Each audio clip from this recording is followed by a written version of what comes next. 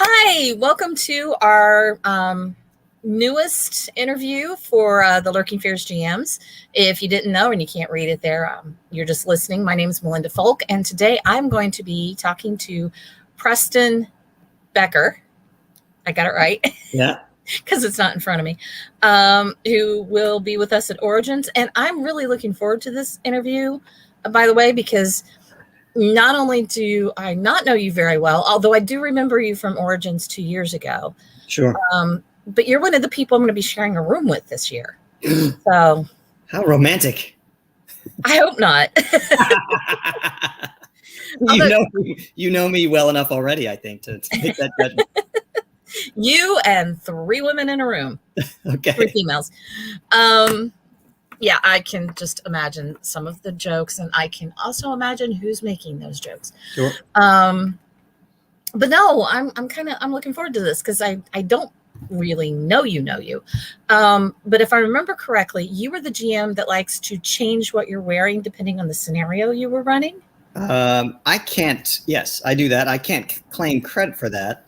I know, but I was inspired by Justine Weisinger, who always had a different themed outfit for the games that she ran. And so I'm like, well, if she can do it, I can too. And so I was inspired by her, and I have started doing that as well. I think I remember a gingham shirt and a straw hat. Yes. Yeah. I ran a demo that was a Chaosium demo that was a Western sort of thing. Yep.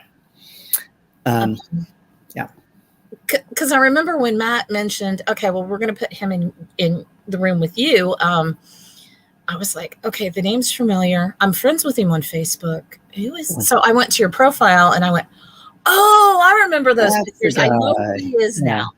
And that helped. How long have you been running or playing RPGs? Well, RPGs in general or Call of Cthulhu specifically? Either or.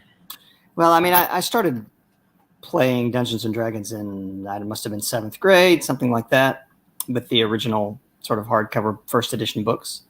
And then I was introduced to Call of Cthulhu in college, and by a friend of mine named Steve, and he ran some games, and we ended up playing together for a few years in college.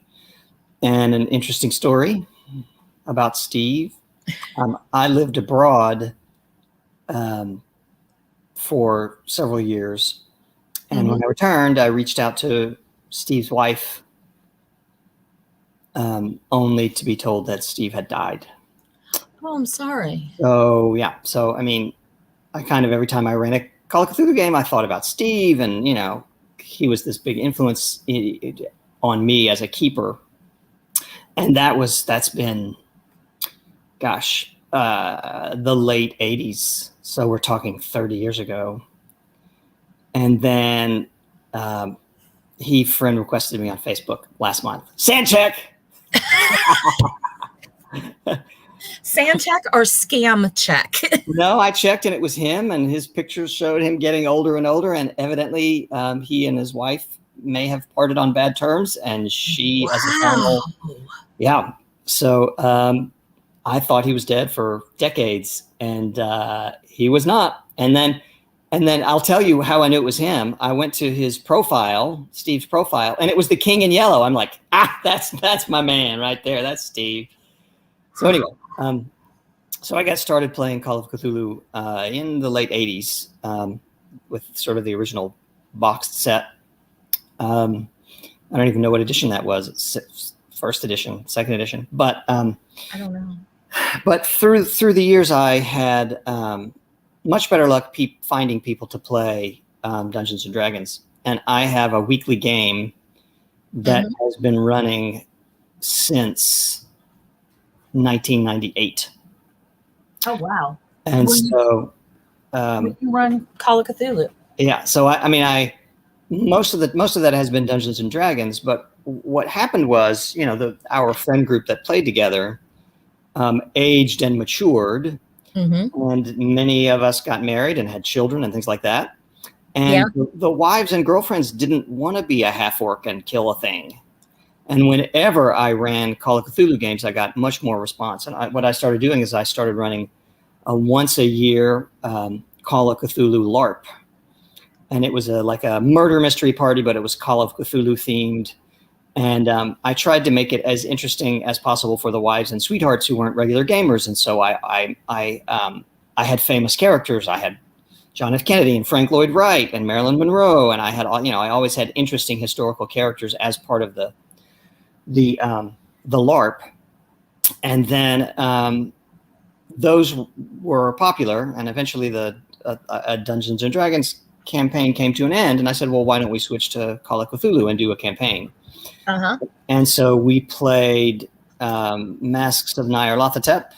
And so that took a year and a half. And they were like, oh, my God, what else do you have? And we did Horror on the Orient Express. And that took another year and a half. And we when COVID started, I ran a few games of my own invention, which I had written for Origins, which are the games I'll be running at Origins this year. And after we ran a few of those games, they were like, well, what else you got with Call of Cthulhu? And then I ran Against the Mountains of Madness, and that took most of COVID. It took about 14 months to run through that campaign. And now we are playing a little Dungeons and Dragons as a relievo, and then we're going to decide what the next Call of Cthulhu campaign will be. But it will be another. I am so blessed to have a group. A loyal group of players. The newest player in my group came in 5 years ago. And that has really allowed me to experiment with these long story arcs and things that I can envision something that will come to fruition in 6 months or a year or a year and a half. And I know that my group will still be going, and my friends will be patient for my mistakes. And so it's really been a blessing to have a core friend group that sticks around and plays with me every week. And what I've said this for decades now, I don't have the best game in the world, but there will be a game every week, and you will get to hang out with your friends and play a game. And I think that many people come because they're interested in games, and many people come because they want to see their friends, and that's also part of it. And now our children are all older, and we are all bringing our children, and the children go in the basement and do their own thing or watch TV or study, or they're, now that they can drive, they go off to the mall or to go out to, get a pizza or whatever. And the gaming guys, as I call them, although there are some women that play, those are the kids' uncles. They all, they grew up seeing all of those people every week, and it was just part of their life. So I think that I've been blessed to have a good friend group, and it has been a great part of my life for the past for decades. I know some people really struggle to find players, and I feel like I'm blessed in that regard. Our game has varied over the years, but I've been lucky. We've been lucky. My husband was my very first GM. That we've always managed to have somebody to play with, so we could keep playing. But now I'm back to playing on a semi-regular basis. It hasn't been as regular thanks to summer, in part my schedule, with the guys who taught me how to play Dungeons and Dragons 35 years ago.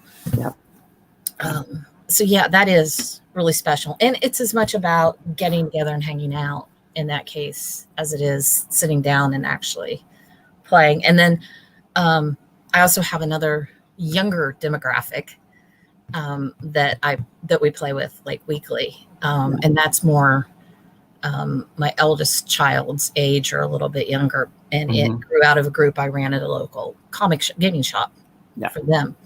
So yeah, those are, but, and I started with second edition. So early 90s in college. Yeah, sure. I was lucky. I learned to play D&D, and then there was an online group, and I got exposed to all these different games all at once. Right. And I've been exposed to different editions of Cthulhu over the years as well. So this brings me to the next point. You don't run the most recent edition at Origins. That's you right. run the previous edition, correct? 6th edition.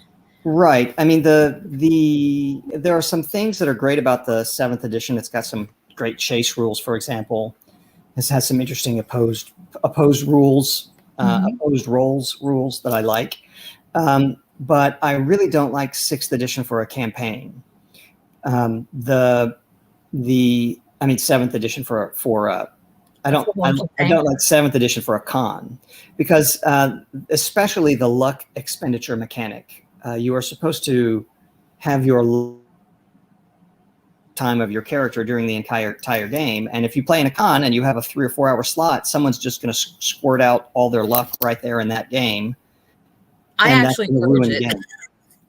Sure, I just don't. I think that I run. We have the game, I think, runs at 2 levels, and we're all joking and happy and laughing up here. Yeah. But I want the characters to be terrified. I want the characters to have a serious time. And I think that 7th edition, I understand why they went the way of putting more power in the player's hands. But I think that that's antithetical to the kind of Call of Cthulhu game that I want to run, which is sort of dire straits, scary, hanging on by your fingernails sort of game. And I can definitely see that. I see your point. And I also don't like in 7th edition how every single skill has a critical success, critical failure, because then the conversation around the table is, oh, I got a 0-3 on my accounting roll. Woohoo! And then you're like, well, thanks for breaking the story when we're sneaking around looking in the villain's safe in the middle of the night, and now we're all excited about an accounting, So I think that pass-fail rolling is better for a spooky story than having all of the skills being divided up into multiple. So anyway, so I prefer 6th edition, especially for cons, and I run a hybrid sort of edition that has the best parts of, I make my own character sheets, and so it has the things that I think make the story work the best. I mean, Chaosium, if they're trying to sell books, and I think, well, if it ain't broke, don't fix it. 6th edition was fine with me. I don't see the reason. I don't see the reason why I need to go out and buy Horror on the Orient Express 7th edition, Massive Nyarlathotep 7th edition. I already spent all of the money and bought all of those in 6th edition. Yeah, so, and if 6th edition works for the way you want to run, I think that's something that a lot of people don't realize in tabletop RPGs. If you have an edition and a style that works for you, then it ain't broke. Right, don't throw more money at it. Well, and I simplify the character sheets, and I don't just put out the sixth edition skills. I take away some skills that are not very useful, and I always put in other skills. So, for example, the player characters in my campaigns are always famous people, and I always give them an iconic skill related to what they are famous for. And so in our games, we have had Nikola Tesla, we have had Harry Houdini, we have Amelia Earhart, we have had, all of these interesting and famous people. And so, for example, Amelia Earhart had a 99 in hide because she could not be found. Right? Nice touch, yes. And we had T.E. Lawrence, Lawrence of Arabia, who had a 99 in ride motorcycle, or thought he did. He actually had a 12 in ride motorcycle. He died in a motorcycle accident, right? And so that was sort of the ongoing thing, that we would come to a new city that was in Orient Express. Well, now that we're here in Rome, I think I will rent a motorcycle and drive around. No, we have to go. It's raining. We have to get in a taxi. And everyone realized how awful he was at riding motorcycles, except for him. So we have these sort of, I modify the skills and give people special skills related to their character that make the game fun to play. And I also remove skills that are not needed for the kind of game that we want to play. Sometimes the list of skills is overwhelming and you'll never use them all. So why have them on your character sheet? So one of the things it sounds like players can definitely look forward to if they play one of your games at Origins is a character that's very tailored. Yes. Not necessarily for them, because you don't know who else playing. Yes. But the skills and everything, the character is, excuse me, nose itches. Okay. The character sheets the characters are very much tailored for the game you're going to be running too. Right, but they will be fun. So, for example, one of the games I'm running is 1924 expedition to climb Mount Everest, the British expedition to climb Mount Everest. And so everyone will have climb, and we'll have the cold weather survival and those kinds of things. But everybody has some sort of special skill. There's a fellow that has, these are all British person, of course. And so one person has brew tea as a skill, 75%. And even in the snowstorm and they're all freezing to death, he will be like, a cup of tea, and he will be able to brew tea. And that gives that character some business to do that is valuable to everyone all the time. So I think that sort of adds to the fun. What else do you helps define your style? Because it sounds like you have a very unique style. Or at least style of game. I don't know that I would go that far. I mean, I think that the games, as I said, the games go at 2 levels. So I want the characters to be terrified. I want the characters to be lives to be in danger. But I don't want the players. I'm not trying to terrify the players. And so we have sort of at one level, we have a joking thing, but the characters themselves are in deadly earnest. Another thing that I do in my game is sexism and racism is a big part of the 1920s version of the game. Yeah. And in my home game, we have a discussion for characters about whether they want sexism and racism to be part of their character's experience. And I'll give you an example. One person played a suffragette, a famous suffragette. And I said, okay, well, do you want sexism to be part of your gaming experience? He was like, yes, I want the people to try and keep me from doing what I want to do. Right. And then that was part of the fun for that player. And then another player was playing the first African-American pilot. These are all historical characters, right? The first African-American pilot, who was a famous barnstormer of the day and wing walker and all of that kind of stuff. And I said, okay, now she's a black woman in the 30s. Do you want racism to be part of your experience? And he was like, no, I don't think it's important. And so it was never mentioned. The fact that she was a black woman was never mentioned. She was just known as a famous explorer. And so, so that is another way the game can work at 2 levels. And at a con, I will say, look, I'll have the thing to tap in the center of the table if we hit something that is triggering to a player. But even though the player can opt out, the character is in a bit of a sticky situation, and we can just we can cut to the next scene knowing that the character experienced something horrible. We don't have to relive it if it's not part of our fun of playing the game. Yeah. So and actually the having it be part of the background makes the game feel historical, but we don't have to look at the nasty part of history if we don't. Some people want to. Some people will bring a Native American into the game, and they are there as they are Jim Thorpe there to fight against discrimination against Indians within the game. And some people are not interested in that, and that's not fun to them, and it makes them uncomfortable. So we leave that out. Yeah. It's a fine balance. And at a con, you never know who's going to be at your table, who's going to walk away with that. That's true. And as a woman who usually plays female characters, I'm okay with some sexism because I know usually the guys I'm playing with know better, and it's, we kind of have fun with it. But at the same time, I'd really hate it if it was written historically accurate for women's roles, because I can never play a female character very effectively. It'd be harder. I've done it.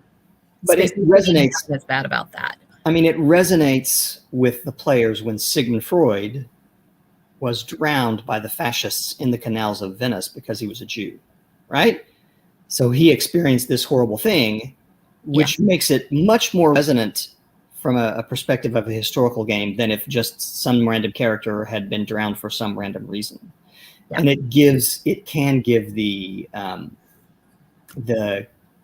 characters the virtue of pressing back against that, which is fine. I just always cooperate with the characters. I don't want to overwhelm them with my level of sensitivity to it, which may be different from their own.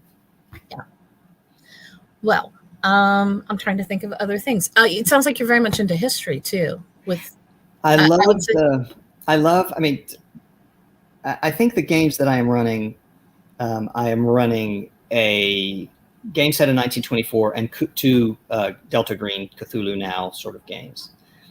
Oh, that's not necessarily true. I'm playing a one Delta Green game, and the other game is The Haunting of Hill House, which is set in the modern day. It's sort of based on the TV show. Yeah. So, despite my love of history, these games are modern, and I love history because of what it can bring to the story. And the games that I am running that are modern this year are bring with them a sense of place and a sense of story. One of them is set in Philadelphia, and will give you the feeling of being in Philadelphia, and is Delta Green sort of ripped from the headlines about kind of current events in Philadelphia. And the other one is based on sort of the Haunting of Hill House television show, which I loved. And if anyone hasn't seen, I highly recommend that they find it online and see it. Which I think I read was influenced, or is a take on, what is it? The Turn of the Screw? I'm trying to think of the classic story. There was a book, The Haunting of Hill House. Yeah. Oh, yeah. Right. Yeah, that's it. Sorry. Yeah. And so, but the Hill House, the first season was based on the book. The second season was based on The Turn of the Screw. The second season is also excellent, but I think the first season, it was better. So this game is based on the first season. But I'm very much story driven and character motivation driven. I will always give I'll always give players at a con like some write up of their motivations, and that helps a lot of people play. And some people reject them and go, nope, I'm a gun nut, I want to get a gun. I'm like, okay, well, we can roll with that as well. But I like to have characters with opposing motivations in the same party. I am very big on moral ambiguity, so yes, we have discovered the ceremony to get rid of the great old one, and we have to each kill our firstborn child. What are you going to do? Right. And sort of the more Cthulhu mythos you get, the lower your sanity gets. There's this sort of give and take in Call of Cthulhu, which is important. And I think the moral ambiguity of Call of Cthulhu is important. There's no detect evil in Call of Cthulhu, because frequently the evil is within you. It's your pineal gland coming out. It is the horrible realization of what you or your ancestors will do or have done for power. Yeah. And so I like I think that if you remove the sort of racism from the original stories in the original game, and the fear of the other, then what we are left with is the moral ambiguity of the fear of ourselves and what we are capable of. And I really like that, playing on those themes in my Call of Cthulhu games. I think just letting you talk, you answered a lot of my questions. So we kind of need to wrap up. So Matt doesn't thank me for going over, but sure. I want to thank you for talking to me. I really look forward to meeting you again at Origins. Origins. I was out in the heat. My brain's fried. Yeah. And I'm excited about some of so you're running 3 scenarios. How many sessions are you running? You're putting me on the spot. I think I'm running 3 different scenarios, because it's there, which is the Everest, British expedition of 1924 to climb Mount Everest. Spoiler alert, they're not going to make it. And then not really a spoiler. Then I'm running The Haunting of Hill House. Which sounds fun. Yeah. And then I'm running the Terrifying Toynbee Tiles, which is the one that is an investigation, Delta Green investigation set in Philadelphia. So those are the 3 that I'm running this. And I'm going to do my math real quick, because I know you scored a room credit. So you're going to run these each twice. That's right. That's the plan. That is the plan. Will you have an outfit for each one? Well, I mean, that's my problem. I will certainly have to come up with something for the climbing of Mount Everest, but the other 2 are Cthulhu Now in Philadelphia. So maybe this is my outfit. I don't know that I will have an outfit, but my other games were all very historical and thematic. And actually, what I have run in the past is I ran Masks of Nyarlathotep for my home game, and then I took the entire campaign to the con, and I ran it either 5 or 6 cities, and I ran the whole thing during the con. And then the next year I did Horror of the Orient Express. And then I ran the entire campaign of Horror on the Orient Express at Origins, where I think I did either 5 or 6 games, each one in a different city. And the characters continued, right? So like if some people played in all 5 or 6 games and did the campaign in the weekend, and some people, they would come to game 3 and they would be given a character that was wounded and had their sanity damaged in the previous games. Yeah. And so in Masks of Nyarlathotep and Horror on the Orient Express, it was much easier to have a different thematic costume for each game, because one game's in Egypt, the other one is in Vienna and Italy, so that was easier to come up with costuming for. But 2 modern Cthulhu games, you could dress as a MIB for one. Yeah. I'll find something to do. I'm looking forward to seeing what you come up with. And if you ever have free time, you're welcome to sit in on any of my games. I'll save a space for you. Thank you. If nothing else, I'll just come, be the peanut gallery. Sure. Because I'm also running 6 sessions. Yes. But I'm looking forward to it. I really enjoy con gaming, GMing. Yeah. It's fun. I mean, the question for me is always, how much voice will I have on the last day? Will I have enough voice for the last game? I've run 30 some hours, and I just did my first convention, was my very first con, was Origins. Well, it'll be 4 years ago this year. It was the first time I'd ever been to a con, first time I'd ever GM'd at a con. And I realized running 30 some hours by Sunday, you're all just, it's a blur. It's true. It's true. Unfortunately. It's true. But we have fun while we're at the table. Oh, yeah, it's going to be good. Yeah, I think people will have a really good time at your games. It sounds like it anyway. So I'm going to wave for Matt. Hi, Matt. Matt. Thank you, everybody, for listening in.